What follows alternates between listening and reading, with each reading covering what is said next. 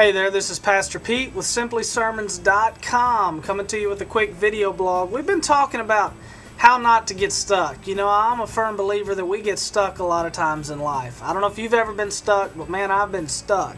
I've been emotionally stuck. I've been spiritually stuck. I've been physically stuck. I've been stuck in just about any and every way you can imagine. And so that's what I've been talking about in my video blogs lately at SimplySermons.com. So if you haven't been with us and you haven't been a subscriber until now, you might want to go to SimplySermons.com and go to the blog section and check out the video blogs and kind of get caught up. Today I want to talk about getting stuck on yourself. Big problem. A lot of us have pride issues. We talked about that a few blogs ago.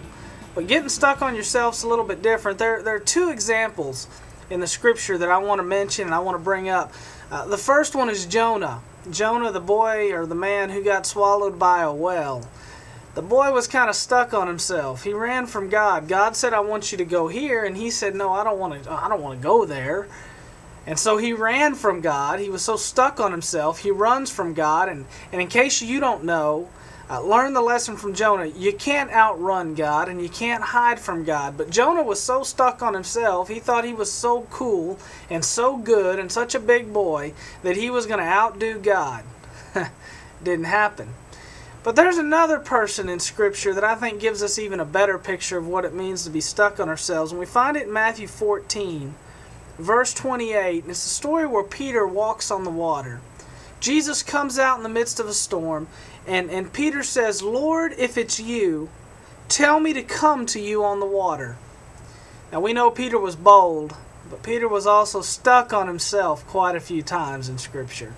Not only when he chops the guy's ear off, but right here. And there's a lot of spiritual lessons we can take. And yeah, it was a leap of faith. And yeah, it was a cool thing. And yeah, it showed how bold Peter was and that Peter was trying to follow Christ. I agree with all that. But it also shows us that Peter was a little bit stuck on himself. And here's how I know. Put yourself in the boat as one of the other disciples. And Peter says, "Lord, if it's you, can I come to you on the water?" And Jesus says, "Sure, come on." When Peter stepped out of that boat, do you think anybody was looking at Jesus? Do you think the people in the boat, do you think their eyes were on Jesus, or do you think their eyes were on Peter? I guarantee you, if I'm in the boat, I ain't watching Jesus no more. I'm watching Peter. Because I want to see a man walk on the water. That's incredible. Peter took all the focus off of Jesus and put the focus on himself when he said, "Lord, if it's you, tell me to come to you on the water." Peter was stuck on himself. What is it in your life? Are you stuck on yourself? Is there something in your life that you're doing that is taking the attention away from your Lord? Is there something you're doing? Is it something you're involved in?